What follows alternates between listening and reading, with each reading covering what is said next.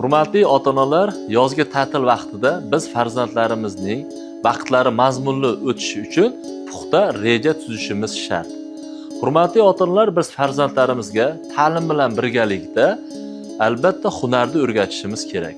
O'g'il farzandlarimiz uchun sartaroshlik, duradgorlik, shunga o'xshagan hunarlarni, qiz farzandlarimiz uchun esa ko'rishimiz mumkin tikuvchilik, pishiriq, shunga o'xshagan hunarlarni o'rgatishimiz shart va zarur. Qolaversa, biz dam olish maskanlariga yuborishimiz kerak. Albatta imkon darajasida. Agar bizda imkon bo'lmaydigan bo'lsa, biz farzandlarimizni erkin vaqtga, ya'ni kitob o'qishga, ya'ni sarguzashtga mos holatda, dam olishga mos holatda kitob o'qishga shart va sharoitlarni qilib berishimiz kerak.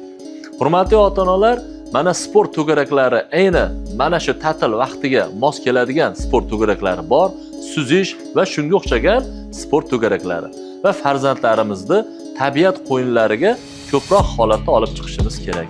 Siz ota-onalar farzandingiz kelajagini ta'til vaqtida ham ma'lum bir darajada nazoratga olishingiz bu foydadan xoli bo'lmaydi.